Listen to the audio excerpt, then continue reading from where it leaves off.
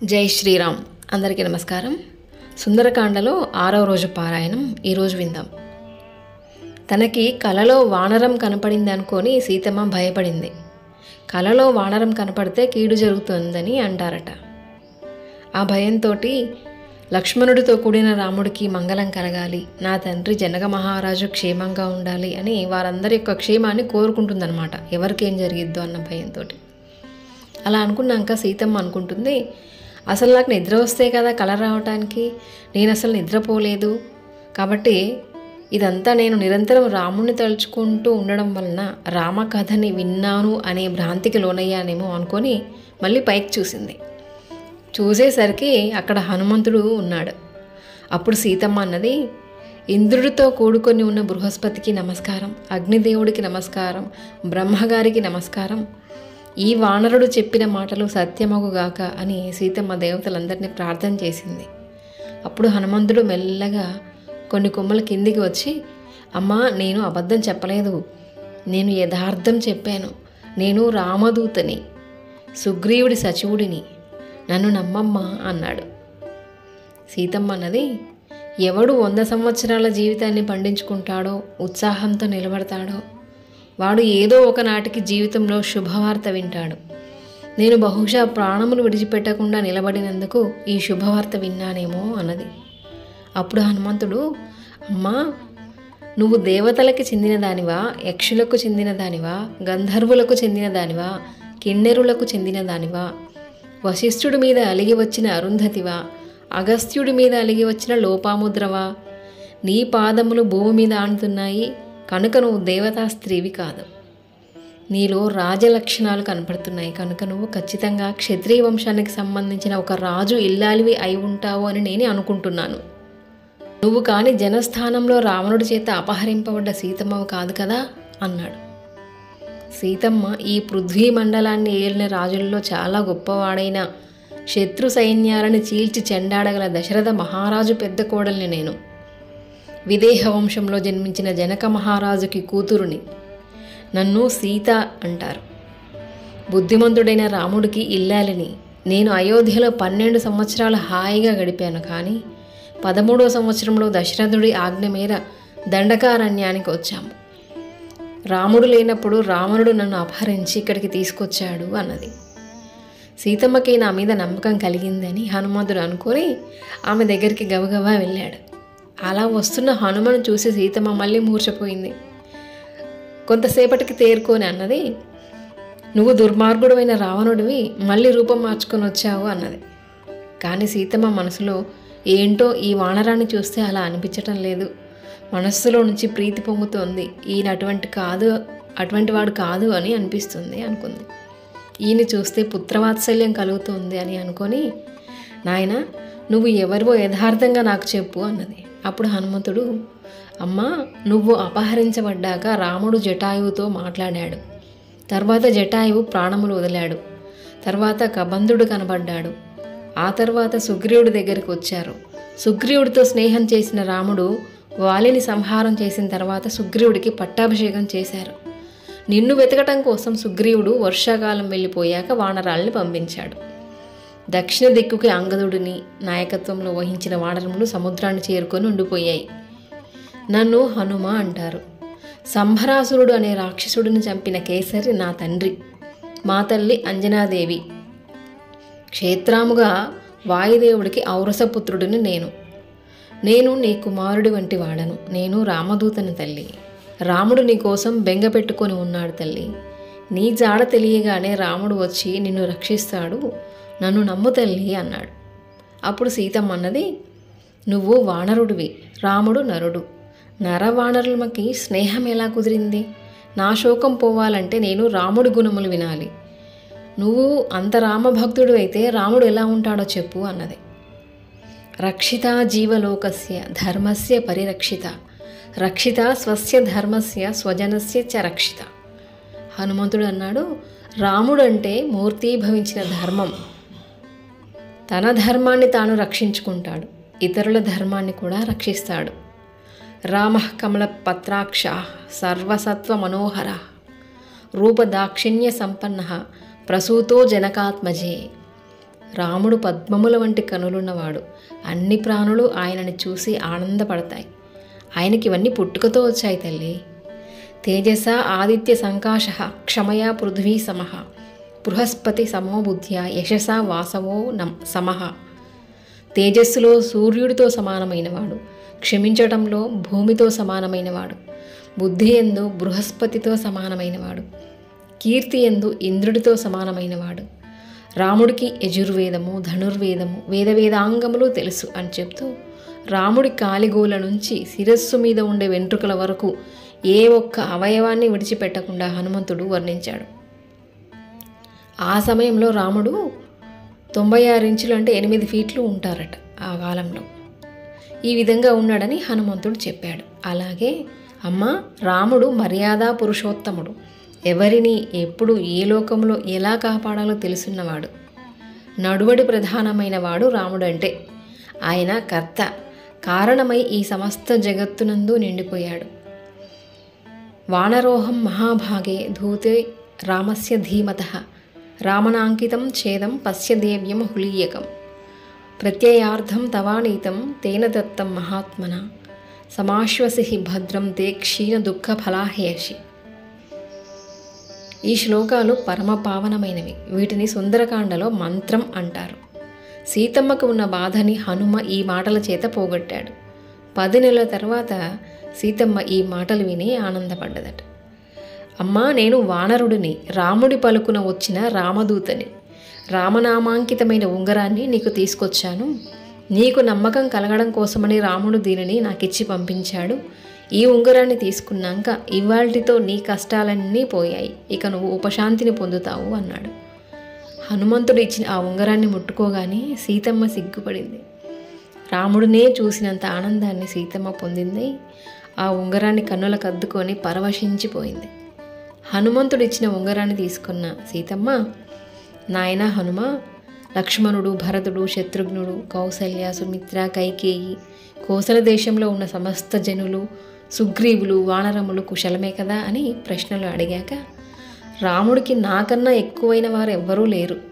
నేను పక్కన లేకపోవడం వల్ల రాముడు తాను ఎలా ప్రవర్తించాలో అలా ప్రవర్తించడంలో వైకల్యాన్ని పొందలేదు కదా. రాముడు కేవలం తన పౌరుషమును మీదనే ఆధారపడి దైవమును తిరస్కరించి తిరుగుతున్నాడా, లేక తన పౌరుషాన్ని పూర్తిగా విడిచిపెట్టి కేవలం భగవంతుని మాత్రమే విశ్వసించి తిరుగుతున్నాడా? రాముడికి నేను జ్ఞాపకం ఉన్నానా? నన్ను తలుచుకుంటున్నాడా? రావణుడిని, రాక్షసులని నిగ్రహించాలంటే రాముడు అక్కడి నుంచి అస్త్రప్రయోగం చేయలేడా? రాముడు అస్త్రప్రయోగం చేయకుండా నాయందు ఎందుకు ఉపేక్ష వహించాడు? నాకు రావణుడు 12 నెలల గడువు ఇచ్చాడు. అందులో 10 నెలల కాలం పూర్తయిపోయింది. ఇంకా 2 నెలలు మాత్రమే వాడు నన్ను బతకనిస్తాడు. కానీ నేను 1 నెల మాత్రమే బతికి ఉంటాను. ఈ 1 నెల లోపల రాముడు వచ్చి నన్ను విడిపిస్తే సరి. ఒకవేళ రాముడు రాకపోతే నేను ప్రాణములను విడిచిపెట్టేస్తాను. నేను ఇంక 1 నెల మాత్రమే జీవించి ఉంటాను అని రాముడికి నివేదించు అన్నది. సీతమ్మ అలా బాధపడుతూ చెప్పిన మాటలను విన్న హనుమంతుడు శిరస్సు మీద చేతులు పెట్టుకొని, ఎందుకమ్మా అలా ఖేదపడతావు? మలయము, వింధ్యము, మేరు మొదలైన పర్వతముల మీద ఒట్టుపెట్టి చెప్తున్నాను. మా వానరములు తినే కందమూలాల మీద ఒట్టుపెట్టి చెప్తున్నాను. రాముడు నీ యందు విశేషమైన ప్రేమతో ఉన్నాడు. ఆయన ఎంతగా తప్పిస్తున్నాడంటే, ఎక్కడైనా ఒక అందమైన పద్మం కనపడితే హా సీత, హా సీత అంటున్నాడు. వానప్రస్థులలాగా రాముడు కూడా సూర్యాస్తమయం అయ్యాక సాత్వికమైన ఆహారాన్ని తీసుకుంటున్నాడు. నిరంతరం నీ గురించే ధ్యానం చేస్తున్నాడు. ప్రతి క్షణం శోకిస్తూనే ఉన్నాడు. రాముడు ప్రస్రవణ పర్వతం గుహలో పడుకొని ఉన్నప్పుడు ఆయన ఒంటి మీద నుంచి తేళ్ళు, జర్రులు, పాములు పాకినా కానీ ఆయనకి స్పృహ ఉండటం లేదు. 100 యాగములు చేసి ఐరావతం మీద కూర్చున్న ఇంద్రుడి దగ్గర సచీదేవి ఉన్నట్లు ప్రస్రవణ పర్వత గుహలో కూర్చున్న రాముడి దగ్గరికి నిన్ను తీసుకెళ్లి దింపుతానమ్మా. యజ్ఞంలో వేసిన హవిస్సుని హవ్యవాహనుడైన అగ్నిదేవుడు ఎంత పరమ పవిత్రంగా తీసుకెళ్తాడో అలా నిన్ను తీసుకెళ్ళి రాముడి పాదాల దగ్గర పెడతాను. అమ్మా, నువ్వు వచ్చి నా వీపు మీద కూర్చో అన్నాడు. కానీ హనుమంతుడు అప్పటిదాకా చాలా చిన్నగా ఉండడం వల్ల సీతమ్మ హనుమను చూసి పక్కున నవ్వి, ఎంత మాట అన్నావోయ్ హనుమ, నువ్వే ఇంత రూపం, ఆ వీపు మీద నేను కూర్చోనా? నన్ను ఈ సముద్రాన్ని దాటించి తీసుకెళ్తావా? నీ వానర బుద్ధిని బయటపెట్టావు కదా అన్నది. సీతమ్మ మాటకి అలిగిన హనుమంతుడు తన స్వరూపాన్ని సీతమ్మకు చూపించాలి అనుకొని మేరు పర్వత శిఖరాలు ఆకాశాన్ని చుంబిస్తున్నట్టు ఎలా ఉంటాయో అలా పర్వత స్వరూపాన్ని పొందాడు. అప్పుడు హనుమంతుడు పెద్ద పాదాలతో, బలిసిన తొడలతో, సన్నటి నడుముతో, విశాలమైన వక్షస్థలంతో, శంఖం లాంటి కంఠంతో, కాల్చిన పెనం లాంటి ముఖంతో, పచ్చటి కన్నులతో, పెద్ద శిరోజములతో, పరిఘల లాంటి భుజములతో నిలబడ్డాడు. హనుమంతుడిని అలా చూసిన సీతమ్మ ఆశ్చర్యపోయి, నాయనా, నాకు తెలుసు నువ్వు ఎవరివో. 100 యోజనముల సముద్రాన్ని దాటి వచ్చినప్పుడే నువ్వు ఎవరో గుర్తించాను. ఇలా రాగలిగిన శక్తి గరుత్మంతుడికి ఉంది, నీ తండ్రి వాయుదేవుడికి ఉంది, నీకు ఉంది. నువ్వు ఇంత సమర్థుడు కాకపోతే రాముడు నిన్ను నా దగ్గరికి పంపరు. నేను నీ వీపు మీద కూర్చొని ఆవలి ఒడ్డుకు వచ్చేటప్పుడు నేను సముద్రంలో పడిపోవచ్చు, లేకపోతే రాక్షసులు నీ దారికి అడ్డు రావచ్చు. అప్పుడు నీకు వాళ్ళకి యుద్ధం జరగవచ్చు. ఆ సమయంలో నువ్వు వాళ్ళతో యుద్ధం చేస్తావా, లేక నన్ను కాపాడుకుంటావా? ఒకవేళ ఏ కారణం చేతనైనా నేను మళ్ళీ రాక్షసులకు దొరికితే రావణుడు నన్ను ఎవరికి తెలియని ప్రదేశంలో దాచివేయవచ్చు. అందుచేత నేను నీ వీపు మీద కూర్చుని ఆవలి ఒడ్డుకు రావడం కుదరదు. అమ్మా, నేను యుద్ధం చేయగలను, నేను క్షేమంగా రాముడి దగ్గరికి తీసుకువెళ్తాను అని అంటావేమో. నేను స్పృహలో ఉండగా తెలిసి రాముడిని తప్ప వేరొక పురుషుడిని నా చేతితో స్పృశించను. రాముడే వచ్చి రావణుడిని సంహరించి నా చెయ్యి పట్టుకొని ఈ సముద్రాన్ని దాటించాలి అన్నది. అప్పుడు హనుమంతుడు, ఒక నరకాంతగా ఉండి ఇన్ని కష్టాలు పడుతూ ఇటువంటప్పుడు కూడా నేను రాను అనడం నీకే చెల్లింది తల్లి. నువ్వు నా వీపు మీద కూర్చొని రాను అంటున్నావు కదా, పోనీ రాముడి దగ్గరకు నేను వెళ్ళి విజ్ఞాపన చేయడానికి ఏదన్నా ఒక అభిజ్ఞానాన్ని కటాక్షించు తల్లి అన్నాడు. అప్పుడు సీతమ్మ అన్నది, ఒకానొకప్పుడు అరణ్యవాసం చేస్తున్నప్పుడు చిత్రకూట శిఖరాల మీద ఆశ్రమను నిర్మించుకొని అక్కడున్న తపోభూములలో నేను రాముడు విహరిస్తూ ఉండేవాళ్ళం. అటువంటి సమయంలో ఈశాన్య పర్వతానికి పక్కన ఉన్న ఒక చిన్న పర్వతం మీద మేము విహరిస్తున్నాం. అప్పుడు రాముడు అక్కడున్న కొరంలో నీళ్ళల్లో ఆడుకొని తడి బట్టలతో పరిగెత్తుకుంటూ నా దగ్గరికి వచ్చి నా పక్కన కూర్చున్నాడు. అప్పటికి రాముడికి రావణుడికి ఇంకా ఎటువంటి శత్రుత్వం లేదు. ఇంకా కొన్ని సంవత్సరాల్లో అరణ్యవాసం పూర్తయి రాముడు అయోధ్యకు వెళ్ళిపోతాడు. అవతార ప్రయోజనం కోసం రావణుడు సీతమ్మని ఎలాగో అపహరిస్తాడు. కానీ సీతమ్మకి ఏదైనా అపకారం జరిగితే రాముడు ఎలా స్పందిస్తాడో చూద్దామని దేవతలు ఇంద్రుడి కొడుకైన కాకాసురుడిని పంపారు. ఆ కాకాసురుడు కాకి రూపంలో పర్వతం మీద ఉంటాడనమాట. అలా రాముడు ఆ సమయంలో నేను కొన్ని ఒరుగులు అక్కడ ఎండపెట్టాను. నా పక్కన కూర్చున్న రాముడు సంతోషంగా నాతో మాట్లాడుతున్నాడు. అప్పుడు కాకాసురుడిని కాకి అక్కడికి వచ్చి ఆ ఒరుగులు తినడం ప్రారంభించింది. అప్పుడు నేను ఒక మట్టిగడ్డను తీసి ఆ కాకి మీదకి విసిరాను. అప్పుడు ఆ పక్షి నా వక్షస్థలం మీద వాలి తన ముక్కుతో గాడి వేసి నా మాంసం పీకింది. ఆ బాధలో నేను గిలగిలలాడటం వల్ల నా వడ్డానం జారింది. నేను ఆ వడ్డానాన్ని తీసి కాకి మీదకి విసిరపోతే రాముడు నన్ను చూసి నవ్వి, సీత, కాకి మీదకి బంగారు వడ్డానం విసురుతావా అన్నాడు. తర్వాత నేను ఆ బాధను ఓర్చుకొని రాముడి ఒడిలో తలపెట్టుకొని నిద్రపోయాను.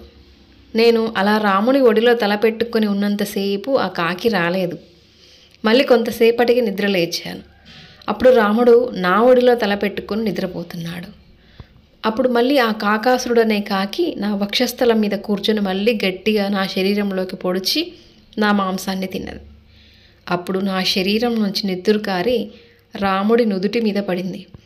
అప్పుడు రాముడు లేచి ఇంత నెత్తురు ఎక్కడిది అని చూసేసరికి వక్షస్థలం నుండి నెత్తురు కారుతూ ఏడుస్తూ నేను కనబడ్డాను. అప్పుడు ఆయన నోటి నుంచి అప్రయత్నంగా ఒక మాట వచ్చింది. ఎవడురా 5 తలల పాముతో ఆటలాడినవాడు అని గద్దించాడు. సీతమ్మని పంచముఖ గాయత్రిగా రాముడు ఆనాడు లోకానికి చెప్పాడు. అప్పుడు ఆయన చుట్టూ చూసేసరికి ముక్కుకి నెత్తురుతో, మాంసం ముక్కతో, కాళ్ళకి నెత్తురుతో ఒక కాకి కనపడింది. అప్పుడు రాముడు అక్కడ ఉన్న ఒక దర్భని తీసి దాని మీద బ్రహ్మాస్త్రాన్ని అభిమంత్రించి విడిచిపెట్టాడు. మంత్రపూరితమైన అస్త్రాలను ప్రయోగించేటప్పుడు బాణాలే అవసరం లేదట. దేని మీదన్నా ఆ మంత్రాన్ని అభిమంత్రించి ప్రయోగించవచ్చట. అప్పుడు ఆ బ్రహ్మాస్త్రం కాకిని తరిమింది. ఆ కాకి 3 లోకాలు తిరిగి అందరి దగ్గరికి వెళ్ళింది. కానీ అందరూ రాముడు చంపుతా అని అస్త్రప్రయోగం చేస్తే మేం రక్షించలేము, నువ్వు వెళ్ళిపో అన్నారు. ఆ కాకి అన్న చోట్లకి తిరిగి రాముడున్న చోటికి వచ్చి నమస్కారం చేస్తూ పడిపోయింది. మంత్రంతో అభిమంత్రించిన అస్త్రానికి ఒక మర్యాద ఉంటుంది. వెన్ను చూపించి పారిపోతున్న వాడిని ఆ అస్త్రం కొట్టదు, ఎదురు తిరిగి యుద్ధం చేసేవాడినే అది కొడుతుంది. కాకాసురుడు ఆ బ్రహ్మాస్త్రానికి ఎదురు తిరగకుండా వెన్ను చూపించి పారిపోతున్నాడు కనుక అది ఆయనని సంహరించలేదు. ఇక రాముడు ఆ కాకిని చూసి, నా దగ్గరకు వచ్చి పడిపోయావు కనుక నువ్వు నాకు శరణాగతి చేసినట్టే, అందుకని నేను నిన్ను విడిచిపెడుతున్నాను.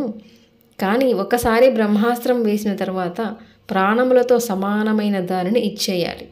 మరి నువ్వు ఏమిస్తావు అని ఆ కాకాసురుడిని రాముడు అడిగాడు.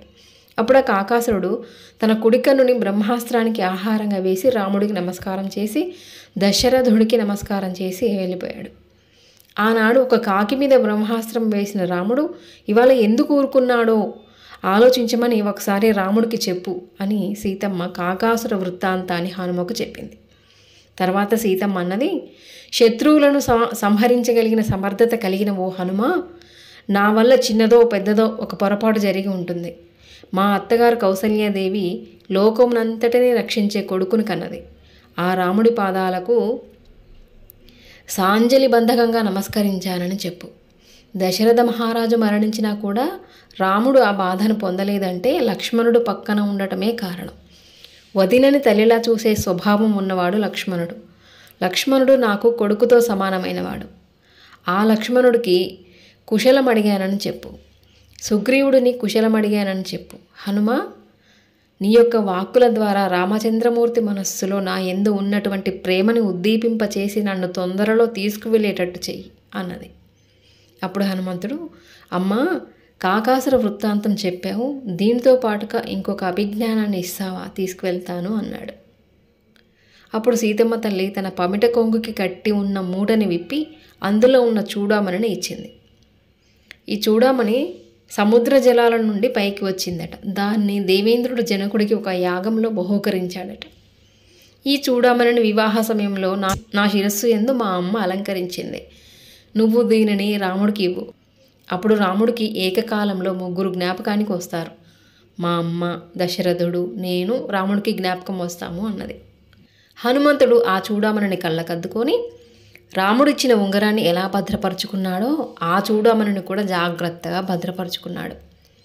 సీతమ్మ ఆభరణం చేతిలో పడగానే ఆయనకి విశేషమైన శక్తి, ధైర్యం కలిగింది. మళ్ళీ సీతమ్మ అన్నది, ఒకనాడు నేను రాముడితో కలిసి విహరిస్తున్న సమయంలో నా నొసటన పెట్టుకున్న తిలకం మరుగున పడింది. అప్పుడు రాముడు అక్కడున్న ఒక కుంకుమ శిలని అరగదీసి నా బుగ్గ మీద చుక్క పెట్టాడు. ఈ విషయాన్ని కూడా రాముడికి జ్ఞాపకం చెయ్యి అన్నది. అప్పుడు హనుమంతుడు, నేను బయలుదేరుతాను అంటే, నాయన 10 నెలల నుంచి ఇక్కడ ఉంటున్నాను కానీ ఒక్కనాడు రామనామం వినలేదు. ఇన్నాళ్ళకి నువ్వు వచ్చి రామకథ చెప్పావు. నా మనస్సు పొంగిపోయింది. అంత తొందరగా నువ్వు వెళ్ళిపోతానంటే నాకు చాలా బెంగగా ఉంది. ఎక్కడైనా ఒక రహస్యమైన ప్రదేశంలో ఇవాళ ఉండి రేపు నాకు కనపడి మళ్ళీ ఒక్కసారి ఆ రామకథ నాకు చెప్పవయ్యా. ఇవాళకి ఉండిపోవా హనుమా అని ఇంటి నుంచి దూరంగా వెళ్ళిపోతున్న కొడుకుని కన్నతల్లి అడిగినట్టు సీతమ్మ హనుమంతుడిని అడిగింది. అప్పుడు హనుమంతుడు అన్నాడు, అమ్మా, నువ్వు బెంగపడవద్దు, రాముడు కూడా నీ మీద బెంగ పెట్టుకొని శోకిస్తున్నాడు అన్నాడు. అప్పుడు సీతమ్మ, నువ్వు చెప్పిన మాట నాకు మళ్ళీ శోకం కలిగిస్తుంది. రాముడు నా కోసం శోకిస్తున్నాడన్న మాట చాలా బాధగా ఉంది.